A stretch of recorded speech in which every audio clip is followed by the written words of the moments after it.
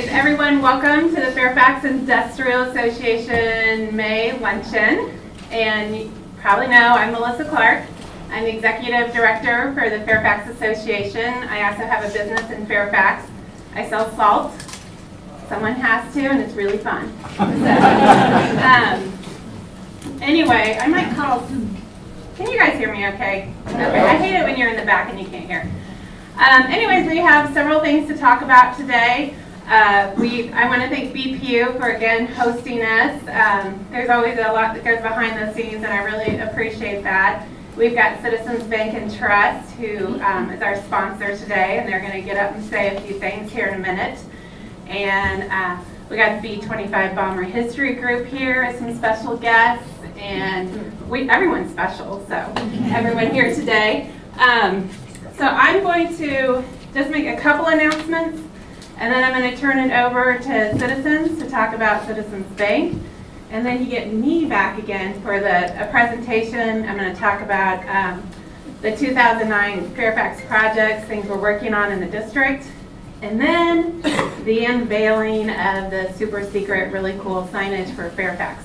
Because as most of you probably know, there is none in Fairfax, and it's almost 100-year-old district, and we're the first planned industrial district in the country, and there's nothing that says welcome to Fairfax. So we're going to be changing that, and we're pretty excited about it. So I want to make sure to remind everyone about the Fairfax Festival.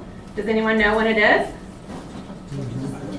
When? You guys are not shy. I mean, we all know each other pretty well by now. Thursday, October 3rd. It's 3:30. Oh, there's Zeros. That's the band that's going to be there. They're an 80s band. They're really popular here in Kansas City. They're going to be a big draw.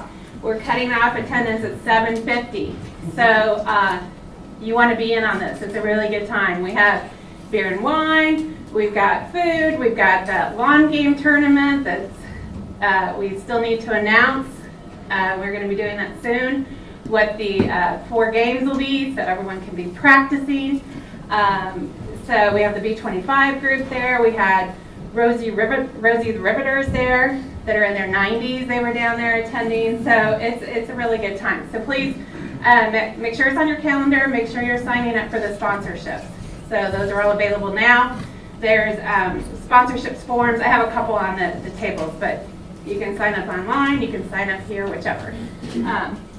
So with that, let's quickly go around, and everyone just stand up and say who you are and who you're with, and then we'll go from there.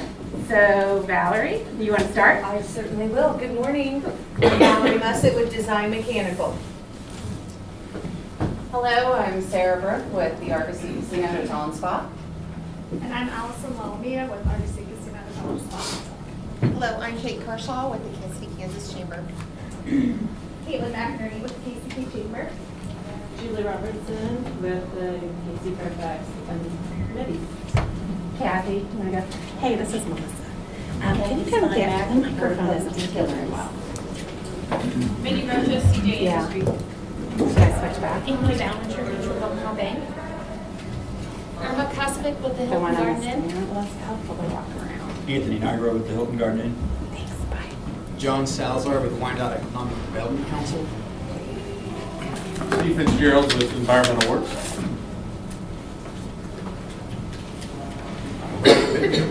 Blue Evans Architects.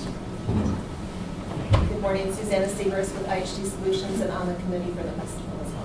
Oh yes, if you're on the Fairfax board or committee, and since she just mentioned committee, festival committee group, we do have our next meeting. I haven't sent you an email reminder, but it's Tuesday at 3 o'clock, or 2:30. Okay. I'm Blake Scott with the First National Bank of Omaha.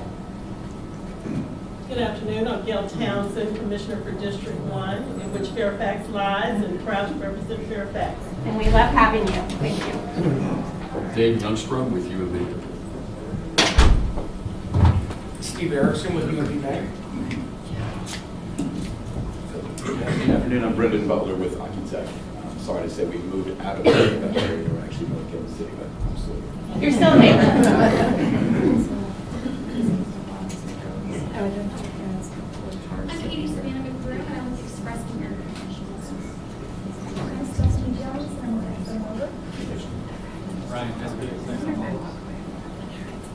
quarterly panel systems plus. Kelly Aaron with Kansas Police Department. Trevor Curtis with Express Employment.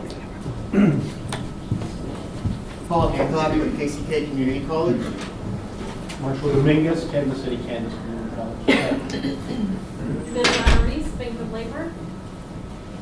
Mary Mullen, Bank of Labor. Jared Waterford, KC Racing. Ken Clark, KC Racing. Marsha Harrington, YDOT Economic Development Council. Tara Laws, Botter Lingo. Okay. Marty? Marty Quinn, Industrial Lumber and FIA Director. Someone. I'll let ladies go first. Steve Daly, Fairfax Drainage District and FIA Vice President. Allie Simmons with Gould Evans Architects. Gold Evans are the ones that helped us with the signage, so stay tuned. I'm Mike Martin with Capital Electric, also President of the FIA. I'm Steve Hedrick with Managed Energy. I'm Jake Brown with Haas Movers. Joe Bott, trying to be a retired commercial real estate broker. I'm on the FIA board, in both the committees. Festival committee, steering committee for the signage. We keep them busy. Kim Spartan with Hampton Inn and Suites and Plaza. Richard, you want to go? Richard Weiss, Davavo, and I'm on the Festival Committee. You're up. Jason Kane, Reardon Pallet Company. Dan Reardon of Reardon Pallet Company and also a Fairfax board member. Mark Navarga, Central Solutions. Paul Navarga, Central Solutions board member and festival committee member. Zach Smith, Universal Construction. Phil McElhenney, First National Bank of Omaha. Rebecca James, Festival Committee. About. Danielle? I'm Daniel Robinson with the Office of Representative Sharice Davids. Jim Stella, P25 History Project. Brett Lovett, B25 History Project. Dan Desco, B25 History Project. Lori Desco, B25 History and the Bacon Company. Tom Allen, Giving the Basics. Carson Andrioli, Mutual of Omaha Bank. John Latenzer, do you want to introduce yourself? I think there's a spot over here, John. He's also our former board president and still on the board. And then Diane Smith, Citizens Bank. She does not have a voice today, but she's going to be talking here in a minute. And Mark, I just forgot your last name, but he's also with Citizens Bank and he's going to help her talk. And we've got Lavella, our photographer, videographer. And then we have Nick McNeil in the back, who is a good friend of mine who's also been working on the steering signage committee with us. So, okay, with that, Citizens Bank, you want to come on up?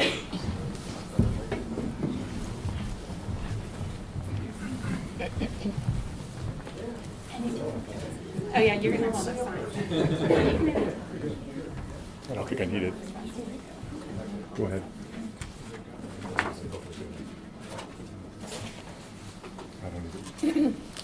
Good afternoon. Wait, hold on, let me get this on. You ready? Yeah. My name is Diane Smith. And yes, I have lost my voice. I am with Citizens Bank and Trust, the proud sponsors of today's lunch. I'll slow down. How do I do bold? Make sure you Do jazz hands. turn in your business card for a chance to win one of two $50 gift cards. I have brought my colleague, Mark Kempf, Vice President of Employee Benefits. He has over 25 years of experience in the 401k world and would like to share some thoughts around your retirement. Please welcome Mark.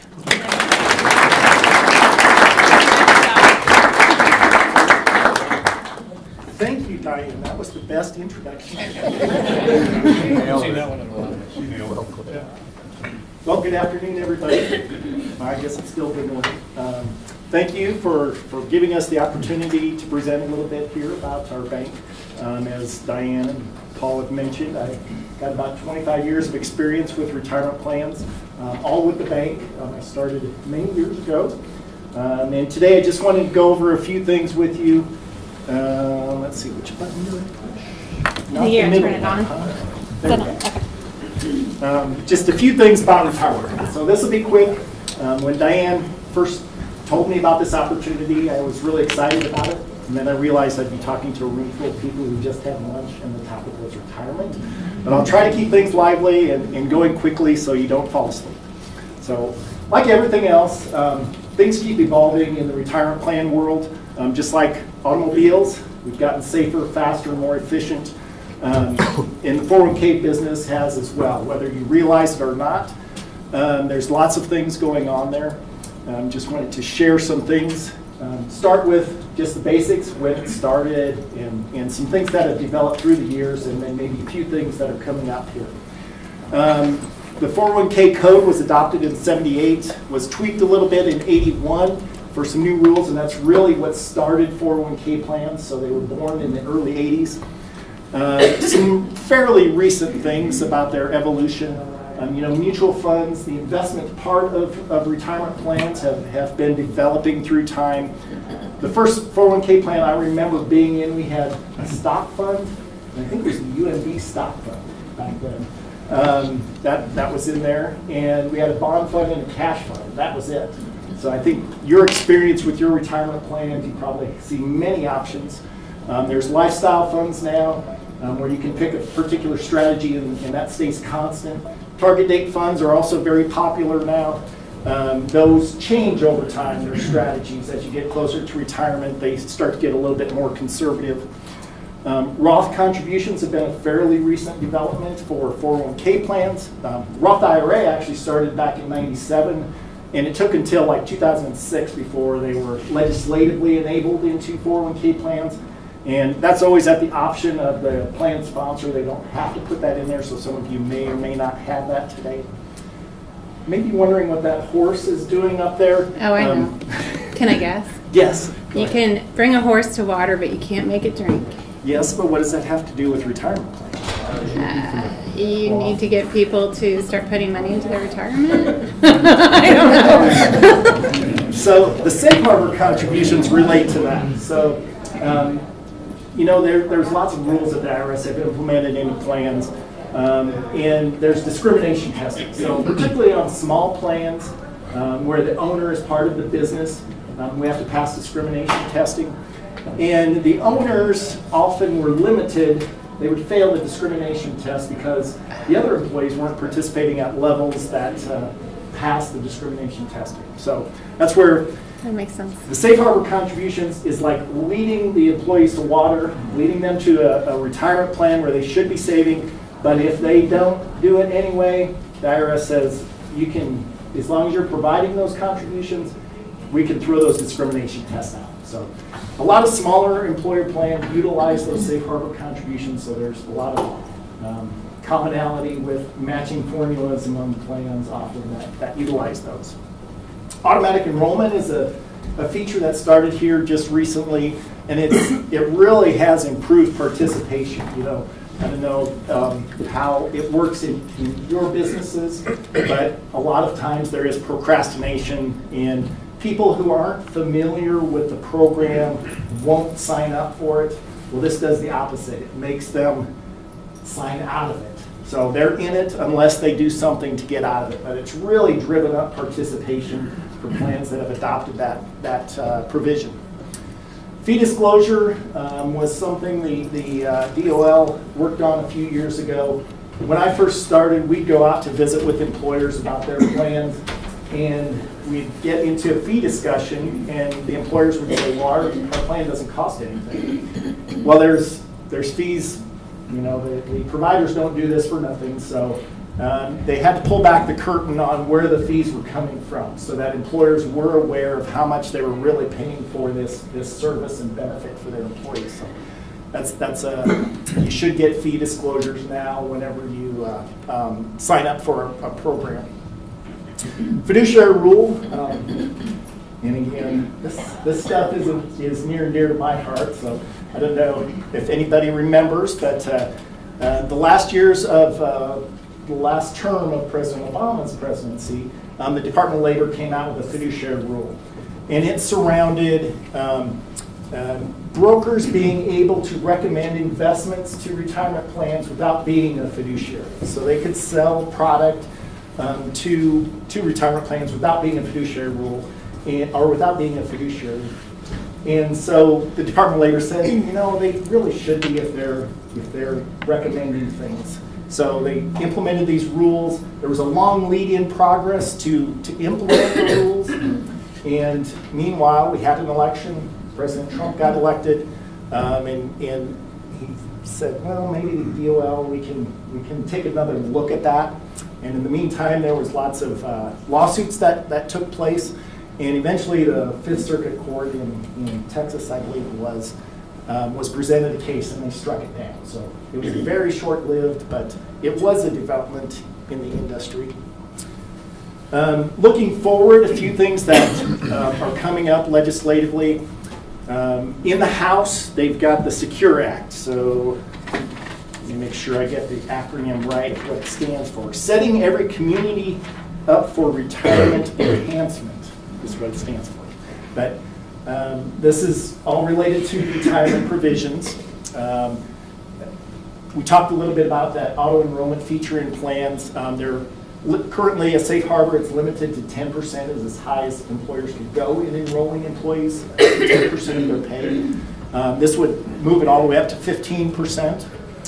Simplifying some of those safe harbor rules related to minimum contributions, simplifying some of those about the notices and when employers can make changes to their current plan. Increasing tax credit for small employer startup costs. So if any of you are not currently offering a plan and you're a small employer, it used to be you could get a $500 credit from the government. They're going to move that up to $5,000 with this legislation for up to 3 years for startup costs. So really trying to incentivize those small employers to start a plan.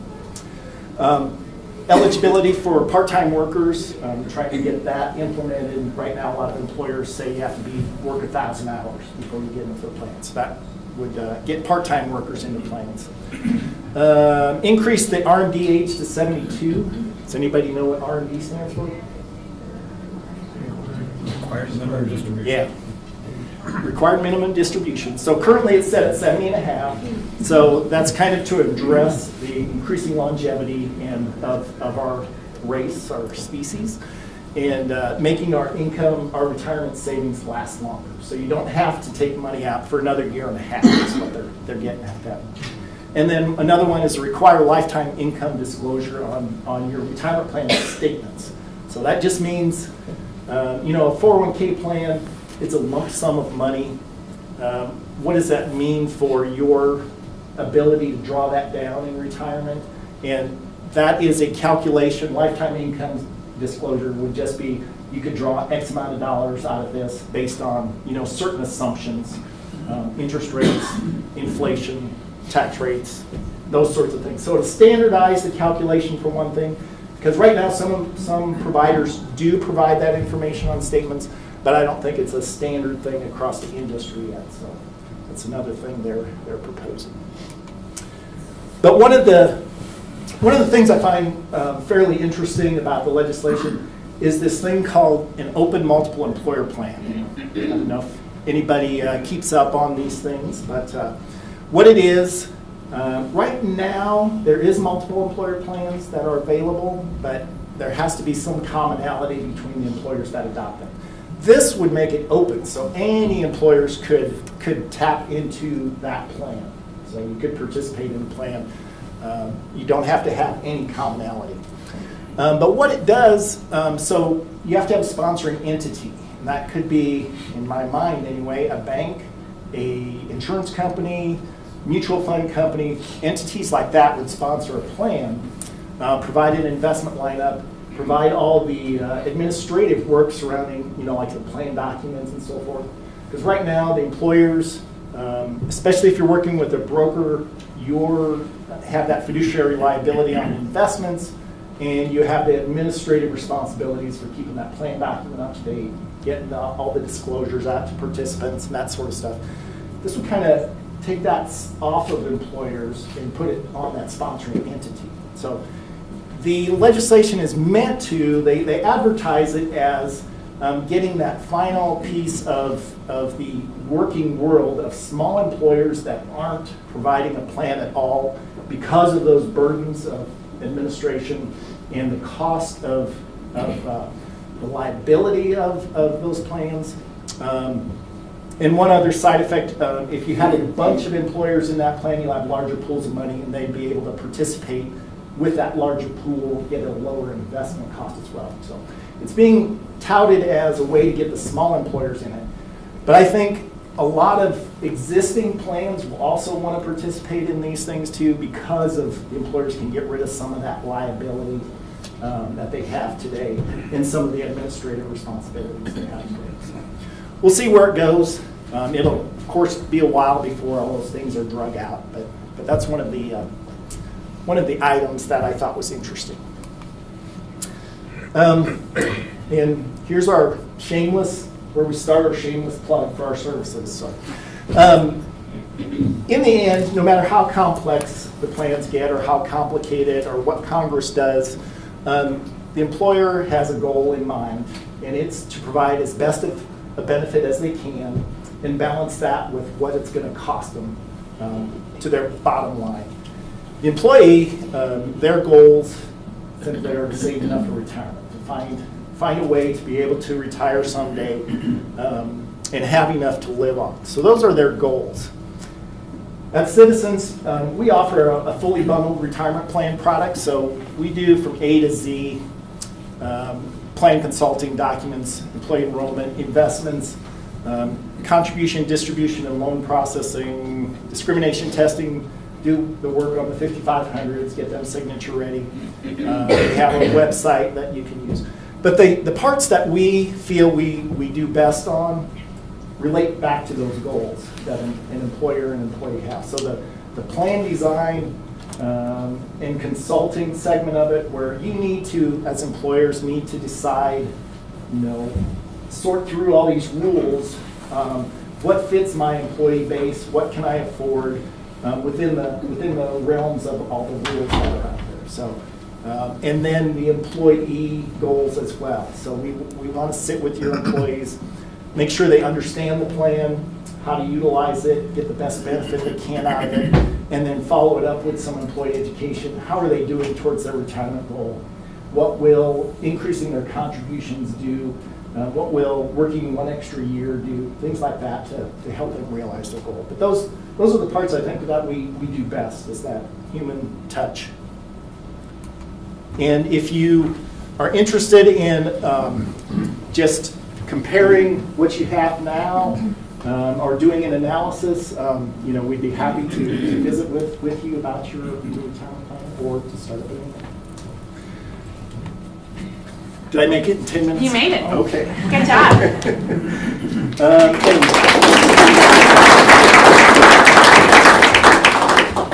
I was just going to say. Yeah, go ahead. No, I'm We're not just ready. 10 minutes down the road at Berry Road and I-29. It's probably our closest branch.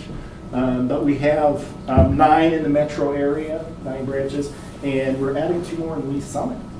We just announced yesterday we're merging with the bank down there. So please stop in and see us. All right. Thank you. Let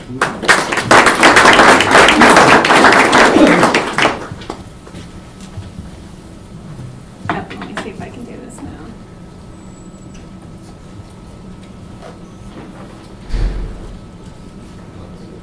All right, well, thanks, Mark and Diane. Obviously, retirement's a big concern for everyone. He's speaking a lot of the things that I have to consider as a small business owner.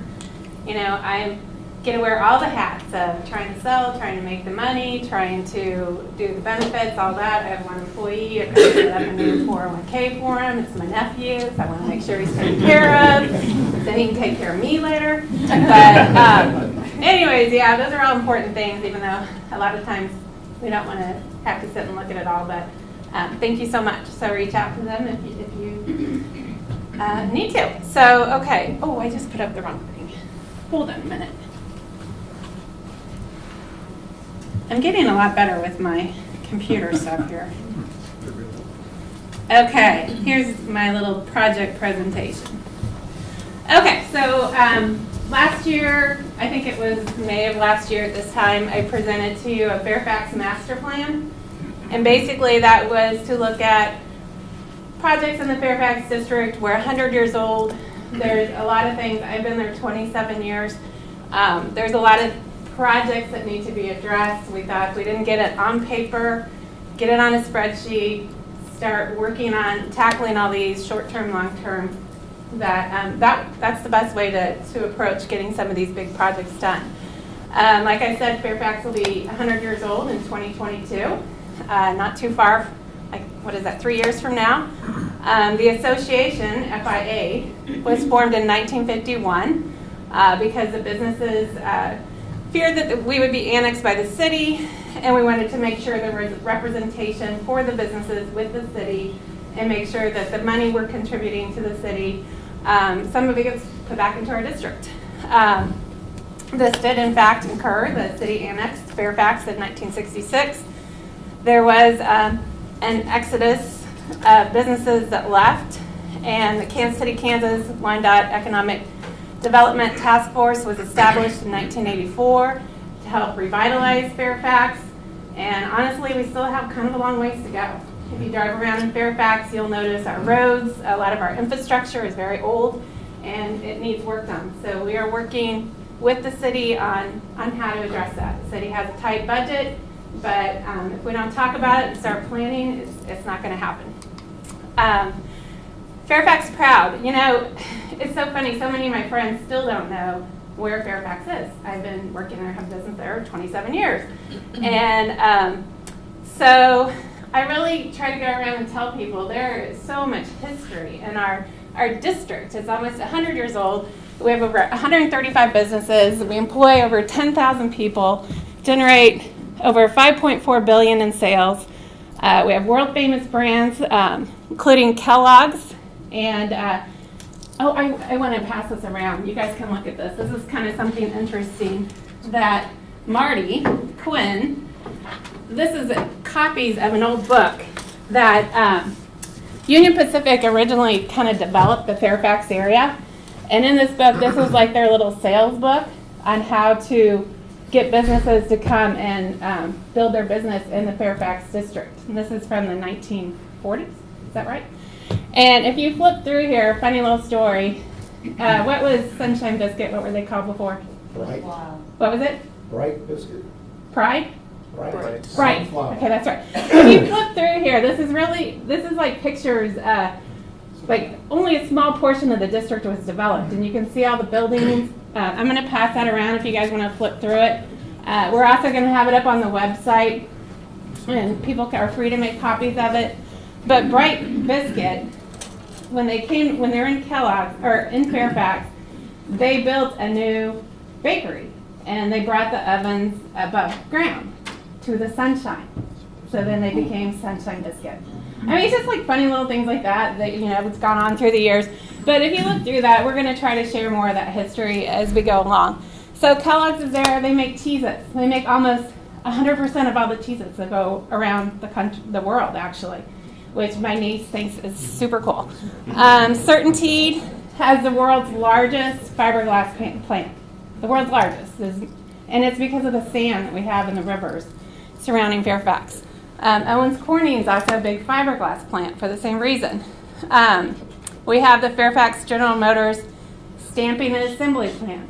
If you haven't had a chance to go there and take a tour, it's really interesting. We've had luncheons there in the past and we've had tours. It's really cool to see how everything comes together, and they roll off a car like every 60 seconds, a brand new car off the assembly line. We have, between 3 of the pipeline companies, Magellan, Phillips, and Exxon, we store 95% of the metropolitan fuel, and we store 100% of the jet fuel. It all is stored in Fairfax. Comes through underground. It's stored in those tanks. All the trucks are coming in. It's all very secure through Homeland Security. And then it gets shipped out to all of your gas stations where you can get your gas. Fairfax Drainage District, Steve Daly, he's going to get up here and talk for a few minutes too. Protects Fairfax's over $5 billion in investment. As you notice, it's been raining a lot. Steve and his guys have been super busy protecting all that. And we embrace over 2,000 acres of our district. We have a lot of history. We have the Lewis and Clark Park, or Caw Point Park. It's where we have the festival. A lot of people don't even know it's down there. You can see over the top right corner, that's a sculpture of Lewis and Clark. Downtown Kansas City's in the background. It's where the Kansas and Missouri River, or Caw and Missouri River meet. It's a beautiful site. And we had Fairfax Airport. When you look at the pictures, I'm like, wow, it was really fancy down there in Fairfax. And we had a lot of famous people that flew in and out. The B-25 was built there during World War II. We had Rosie Riveters, which you can see down on the right-hand side. And you can see a B-25. Landcraft tanks were built in Fairfax. Those are like I guess they're kind of boats that carried the tanks, like the ones that they took what do you call it, Normandy Beach? Is that right? Am I saying that right? I'm really not good with history, but I find this stuff fascinating. I'm not good with history. So anyways, that's just some of the stuff, and not to mention all of the business that goes on down there. So today, before we do the really fun unveiling at the end of our signage, I'm going to cover some of these things that are important to the businesses in Fairfax.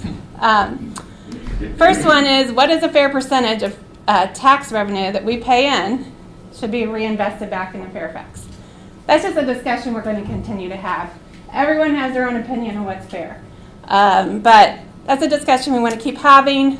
Prior to Village West, we were the highest tax contributor in Wyandotte County.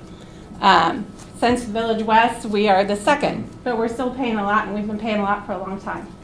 Last year, we paid in $18 million in utility and property tax, and then part of that goes to the state, part of that goes to the city.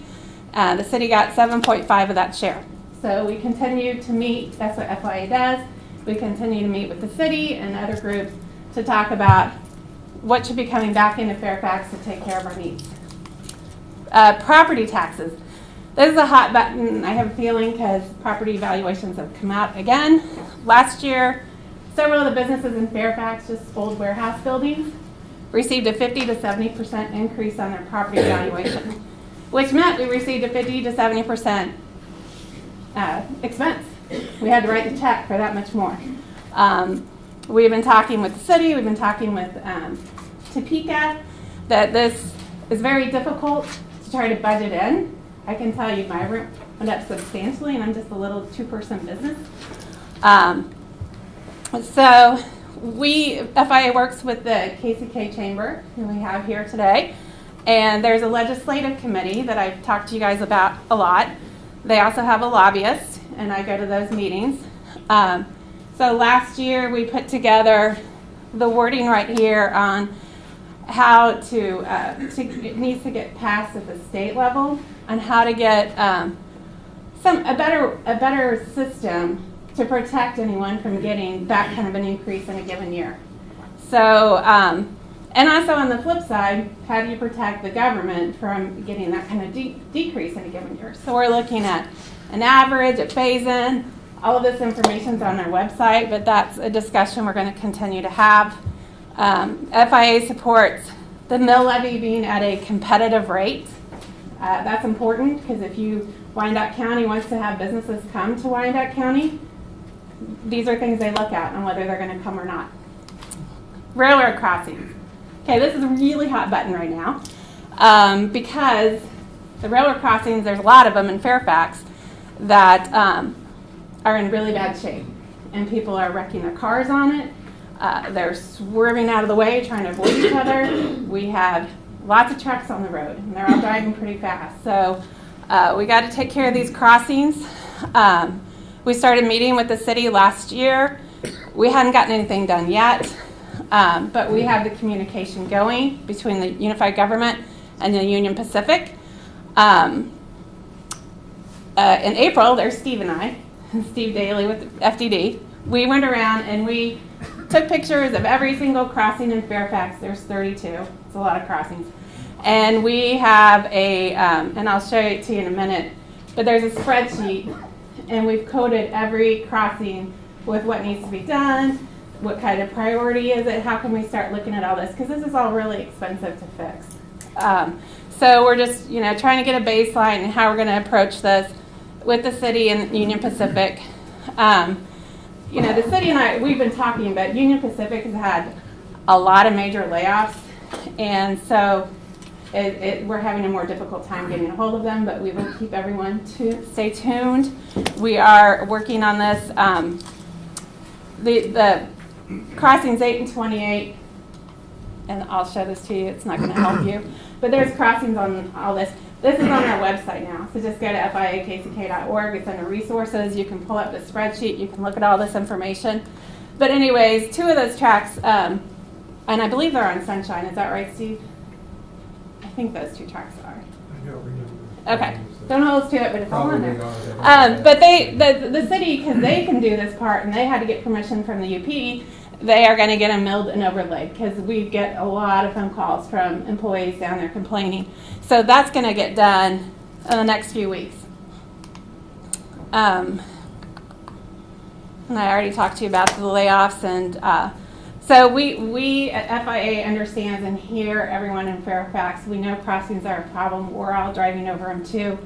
They are really expensive to fix, but we are working on this problem. And then so we will continue to send out emails and information to all of our businesses as we progress forward. And this, again, you can pull up on the website and read at your pleasure. Okay, codes. Since I have been down there, there really hasn't been a lot of codes enforcement, and a lot of people don't even really know what the codes are. So I worked with the city, UG, Melissa Steven, who's back there, who's been super helpful. They have a group called SOAR, and we put together ways to be a good neighbor in an industrial area. That's different than a residential area. But this was just kind of an educational piece. The SOAR group went around and visited every business in Fairfax. They talked to them kind of about the things we need to do. You got to get rid of the chip paint and pull the weeds off your fence. But those things are important, and they're important to the look of your district, just like they're important to the look of where you live. So they went around with that, notated any code issues. We just sent out a follow-up letter last week that is like, okay, we know it's a long winter, no one's had time to address these issues, but we need to start working on them now. So so that's what we're doing with codes, and really that's just to make a better industrial park for everyone.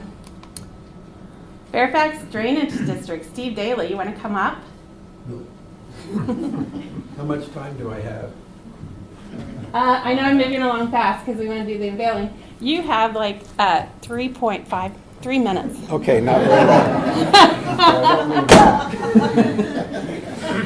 So probably what most people are interested in is, first of all, what's the river doing right now?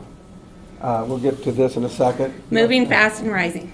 It's rising. It's been rising since Monday. So when I checked it before I came to this meeting, the river was at 30 feet, and it's projected to go to 32 and a half feet by tomorrow. So we think it's kind of cresting by tomorrow. And then according to the forecast, since there's no rain in the forecast, particularly over the next several days, it should be lowering down. So just a couple of things to put it in perspective. 32 feet is the elevation or the stage where the river starts to come out of its banks. The levee, the Fairfax levee, is built to a stage of 52 feet. So you see 32 feet versus 52 feet. We've got 20 feet of freeboard or safety built in. So Fairfax isn't going to get wet. But I want to recognize too, while I'm here, before I forget it, one of our board members, Marty Quinn, who's vice president, is sitting right over there. And you've been on since 2004, I think, something like that. A long time. So, but I've been there since 1992. So I'm coming up on 27 years. So anyway, the rivers will be behaving itself hopefully after tomorrow. We've been on 59 straight days of pump station operation since March the 13th. So we've been really, really busy, but no issues. Everything is going as it should. So one of the reasons I'm up here too is to talk about some flooding issues, or I should say standing water issues, ponding water, that has been reported to us over the period of the last few years. One of them, is this flip it here, the top button? Or? No. You want to go to the next screen? I think you want to show like a picture, right? So there's two areas that we know about. This one here is the curve. You're going north on McCormick here, and it curves and becomes Kindleberger Road. So the businesses to the left are McCrae Lumber, and in the very corner that you can actually see there is Bennett and Rogers. And so because of the pitch of the road, when it was built, it causes ponding water on the west side of that curve. It doesn't bleed off and run off into the street and into the inlets on that side. So some years ago, we looked at that. We had our consulting engineer do a little bit of a study on that, and nothing's been done with it. We feel like since that was a road that was modified by the city back in the 80s, that's something that we were hoping with the master plan that they could take a peek at and see if there's something that could be done to address that. I talked to David Young a day or two ago, took him out there. He seems to think, and I agree with him, that the problem on McCrae Lumber can be taken care of just by building up. You see the picture to the right. That can be taken care of with a raise of the parking lot some, just to bring the water back across the street. So one of the problems might be able to be addressed fairly easily. The other problem Fairfax Traffic Way. is on Fairfax Traffic Way. So it's a little bit south of the Fairfax Drainage District office, and actually a little bit south of our own boundary. So it's technically outside of the boundary of the Fairfax Drainage District. And we think, in talking to Melissa and the city, that that's probably caused by, what it is, it's a street issue there at the old 1401 levee area in front of the old cafe. That pond's there, and when you get a heavy rain, it really builds up. It doesn't bleed down very fast. And so trucks and cars and everything go through a pretty good depth of water there. We think the problem there might be some plugging or a collapsed line, and they're looking at that to see if that can be addressed. But since it involved drainage, I was told to report on it. So. But I thought it'd be nice to hear from someone else during this time too. Right. Besides me talking all the time. Right. There's some of our pumps, and one of the Jersey Creek pumping station was built in 1922, so the time Fairfax Drainage was formed. And those pumps, they're not 1922 pumps, they've been replaced, but those are 4 of the pumps, 5 pumps actually, you can see, that are in our Jersey Creek pump station, pump a lot of water, about 50,000 gallons a minute each. And I want to mention, although you think, well, they must not be that busy because the river's in the banks, or it's not even close to getting that extra 20 feet, what they have to deal with are all the pumping stations that go around the levee. And those pumping stations, they have to keep going because the underground seepage. Right. There's two things we do. When the river comes up, normally on a dry day and the river's low, when it rains, the water just flows out by gravity into the river, so it's no big deal, no issue. But when the river comes up and wants to back into Fairfax's sewers and out into the streets, we anticipate that and close big sluice gates, they're called, or valves, that keeps the river from backing up.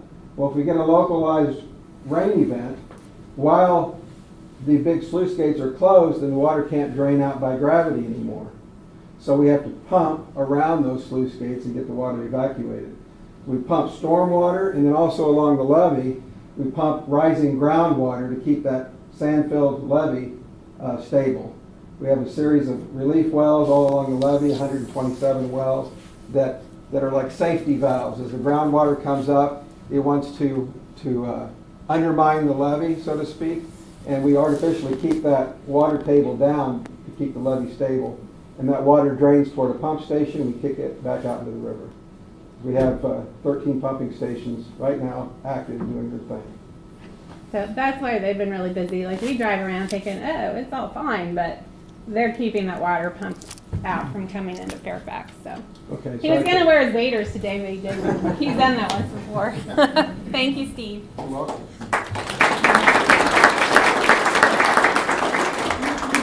Steve and I both came into Fairfax, I think, within a few months of each other back in 1992. Is that when you said it was? Mm-hmm. So yeah, we all got to evacuate when the 1993 flood happened. But fortunately, because of the guy that had just come in to taking over the drainage district, Steve, back then, we didn't have any issues, and we all came back and resumed business. Okay, lighting study, this is just a little thing. We talked about having a lighting study. The county was kind of looking at a lighting study. We've kind of removed that from our list for now. FIA gets together with, and I haven't introduced because you weren't in here. Is it Captain Heron? Acting major right now. Oh, acting major. Okay. Okay, so acting major Heron is, he has been promoted into Major Anderson's position over East Patrol. And we just met today. This has all just happened. And he gets to work directly with FIA, and we'll get to know each other well. And I appreciate you coming today. And what we do is every 6 months, I will send you a little email and say, hey, can you have the night patrol officers check out all the streetlights in Fairfax? Because although all of us will see them out, we don't report them out because we think someone else will do it and no one else does. So we have them all check it out, and then they give us a list of all the numbers on the streetlights that are not working, send it over to our partners BPU, and they get them all working again. So it's a good system. We do that every 6 months. Fairfax Traffic Way. A lot of people have been asking. We were just talking about this at our board meeting. We just found out. We reported to Melissa, and I keep saying Melissa. I'm Melissa. Melissa's doing an awesome job. She's Assistant County Administrator, thank you, of the Unified Government. She has been spending a lot of time with us and looking at issues. And the weeds were kind of overgrown, and there was some of that. Well, the city went to look at it and found out that there's underneath this box, there's structural issues. It's not safe, so the road's been blocked off on that section. So Rachel, that's our answer. There's a reason why it's blocked off, and it is for safety reasons, and the city is working on getting those issues addressed. So we're going to have that part of Fairfax Traffic Way blocked off for a while. Potholes. It was a super great winter for the salt business. Not for anyone else, but for me, it was the best winter ever. But now we have lots and lots of potholes everywhere, and they're abundant. It's not just Wyandotte County or Fairfax, it's everywhere. Again, this is something everyone complains about, but do you report it? So, everyone, please do your public service. When you see a pothole in Fairfax, there's a really easy app. It's called MyWyco. You take a picture of it. I think it lists the area. It sends it into a system with the Unified Government, puts it on a list so it can get repaired. If there's a pothole that is like a safety concern, you can send that information to me as well. I can give it to the Unified Government so they can expedite getting that fixed. So please help us. We are going to drive around, try to spend some time next week looking at that because we have so many. But everyone can pitch in a little and help with that would be great. CMIP, we have $100,000 in the Unified Government budget for FIA to put towards street repairs, sidewalks, gutters, all this stuff. This was what was just done and finished last spring. by our friends Central Solutions and KMDI. They're not here, but they got new curbs and sidewalks, and the street got milled and overlaid, and it looks really nice. We would love to have all of our streets look like this, but we're going to keep working on it. So that was what was just done. We have $165,000 built up currently towards our next project. We're going to be going around and doing a study of what road is deemed to be the next on that priority list. And we're going to look at, there's a pavement index, there's all kinds of cool things we can look at. So we're fair in assessing what should be the next street. So we'll keep you informed on that as well. Dedicated full-time police officer. So FIA fought for years to get a patrol car in Fairfax. We shared with the residential area here in Wyandotte County, the Northeast. We don't have the high, what do you call it, not violent crime, but that type of crime. We have more of businesses getting broken into, theft, things like that. And so we weren't really ever getting the protection that we needed, because although it doesn't seem like as big an issue, if you have a business there and then you're spending all this money to fix something someone broke into, it costs more to fix what they messed up trying to steal something. You got to fix that and stop that. And having a patrol car in Fairfax and having a presence that we are secure is the way to do that. So I can't remember how long ago, 10 or 11 years ago, we finally got a dedicated full-time patrol officer in Fairfax. A few years ago, I know you've probably heard there were a couple officers killed in Wyandotte County. Chief Ziegler took everyone to 2-man cars instead of 1, which we understand and support. But there's still a shortage for officers, and it's hard for the police department to recruit. A lot of people don't want to be police officers in the current environment, and that's just around the country. So right now we have a part-time patrol officer, and we will continue to discuss and work on getting a full-time patrol officer back. But we have to work with and understand that they have a shortage of officers and dispatchers. Oh, this is the really fun part. Okay, so I'm kind of a few minutes behind, but so this is the big part: monument entrance signage. This is what our entrances into Fairfax look like right now, except for that show stack fence is gone. So our steering committee, and I'm going to have you guys all come up now. So steering committee: John, Steve, Marty. No, Marty, we're on it. So you know. Mike, Carlos, Joe, Richard's not here.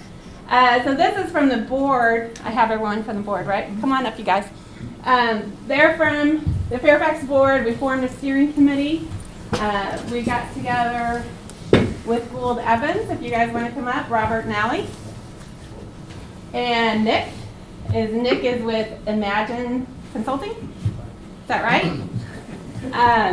So we all got together. The Unified Government put together, Doug Bach, and I thank him every time I see him, put together this really cool. I don't know how to call it that. But anyways, it's a TDD fund, and it's some tax revenue that's coming in that is building up that we are going to be able to use to actually have some monument. And Melissa, I wanted you to come up too. You're on the committee too. Well, that's like, okay, fine. Well, I'll make you come up in a minute. But anyway, so we have this. We actually have money that we can use because we've, over the last 20 years, have looked at signage, but then there hasn't been any money to do it, so we haven't been able to do it. But we do have money now, and we're going to have to determine if it's phased in or what. But so now we're going to pull up, if I can get back here. Some new signage, and the signage is we thought, before I pull this up too much, the signage, we wanted it to be representative of Fairfax, of our history. I think we're pretty resilient as an industry. We kind of adapt to whatever the changing needs are of the country and provide what they need. Part of that is, I don't know if I'm setting this up right, but we've had a lot of history with, a long time ago, World War II. We built, the Rosies were down building the B-25 bombers. And obviously we had Lewis and Clark. We've had a ton of history. We've had all the different manufacturing. But we as a group decided that we wanted Fairfax to stand out and make us set out a little different than everyone else. And we're going to tap in and what's the other word? Emphasize the history. We're my wordsmith people. Anyways, we decided that we couldn't just have a whole bunch of everything and what we're about, but we're going to recognize one group that the B-25 that is a big part of our history, and we want people around town to take a look at this and start talking about Fairfax and to learn more about our history. And something to build on going forward. And something to build on. Maybe we could have a Fairfax museum. There's a lot we can tap into, but this is the beginning.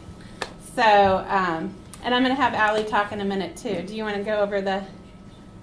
Go ahead. Okay. Signage locations. Great. So far, oh yeah. We're all super excited, but I don't know what to say because we've been talking about it for 5 months. Okay, so this is the Fairfax district. You can see we were looking at some different areas. The blue marks the entrances into Fairfax, so we're going to put some of the signage that you're going to see. We're also looking at some digital signage so we can better communicate with the 10,000 employees in Fairfax. This is what we have chosen after lots and lots of work. This is one part of it. This is coming down K5 onto Sunshine Road. Fairfax has a lot of stuff going on, a lot of wires, and we wanted it to be bold and big and so make sure you couldn't miss it. This would light up at night as well. This is like landscaping that median, and we'll have a little green. We don't have a lot of green in Fairfax. And this would be lit up at night. Cool. This is the coming in off the new US 69 bridge. You guys like it? Yeah. Are you waking up? Woo! And this is, we could be coming in over the US 69 bridge onto 7th Street. I think people would notice this. You think you'll notice if you have a plane coming at you, or Fairfax? And this would also be lit up as well. So, and we're hoping. And the propellers. And the propellers, there's actually 3 on the B-25. So it looks confusing. Why there's more is because some of them you wouldn't see during the day, but at night there would be lighting. Yeah, they light up incrementally, so it looks like the propeller is spinning. Yeah.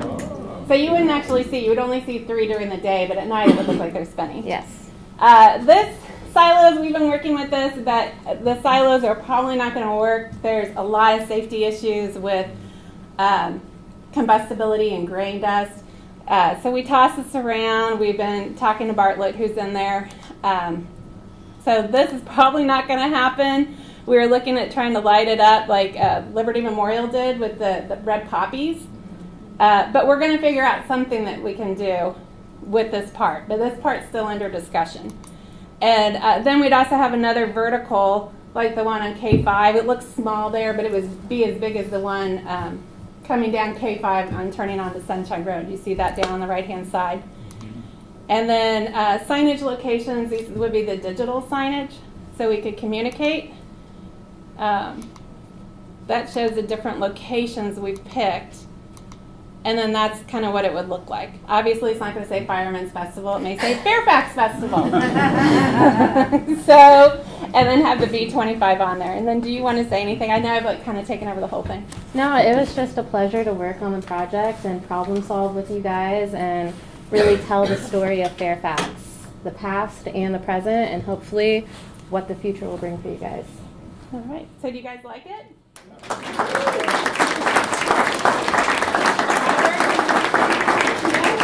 John, anyone? Nick? No? You guys just want to go on to the door prizes? That's it? Okay, well, I want to thank you all so much for helping out. This we've been working on it since last October, November.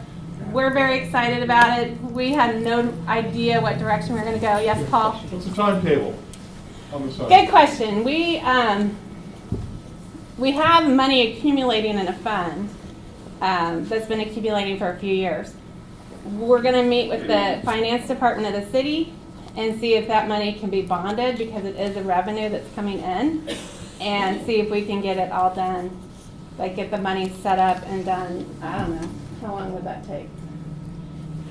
Well, the stream of money will last for 10 years. It's pegged to the new developments that are on the north end of Fairfax, the site of the old General Motors plant. So really through the foresight of Doug Bach, about the time he was transitioning from assistant to the county administrator, he, in the provisions for those leases, peeled off just a little sliver of money for the benefit of the Fairfax district.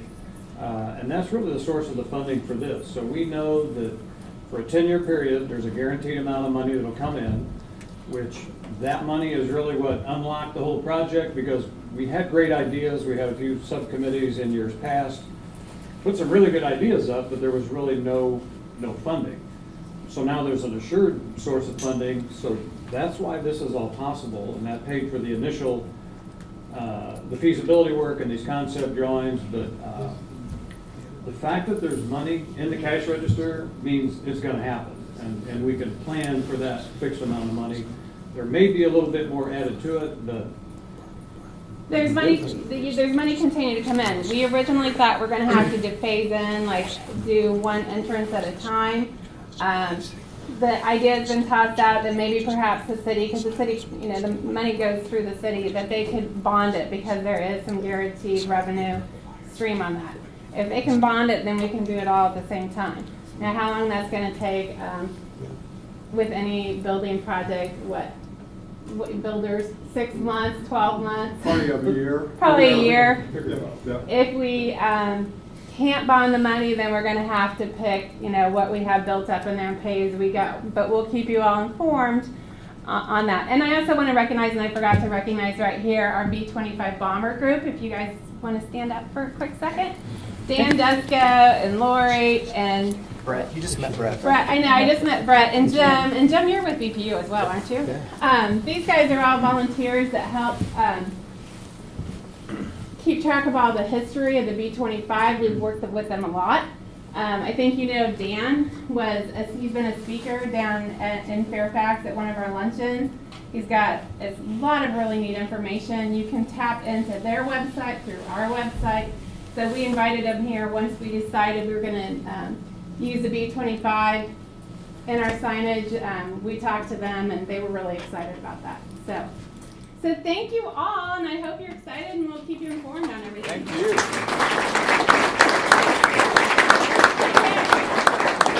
With that, we're going to thank you guys. With that, we're going to do the door prize drawing and wrap up. You want to still do the picture card in? We probably should have had it. I should have. That's why I like you. What was I thinking? I told him we should have had the plan of Rumble. And then Mark, you have the. I know she just said them.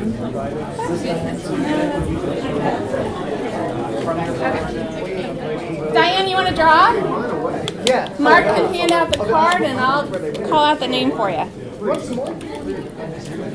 so you know, our next meeting, we'll be sending information out, but Monsignor Swetland with Donnelly College is going to be our speaker. He's got a lot of really interesting, fun information about the college and how the history of it, and I can't remember what all, John, Monsignor Donnelly. Yeah, he's going to give an overview of Donnelly's role in the KCK community, and pretty fascinating guy when you see his biography, and you'll realize when he speaks what a informed, intelligent, and inspiring individual he is. Yeah, he's very dynamic, and he has a radio station he's on during the week too. So, okay, let's see. The first winner is Denise Porter. Denise, I didn't even see you.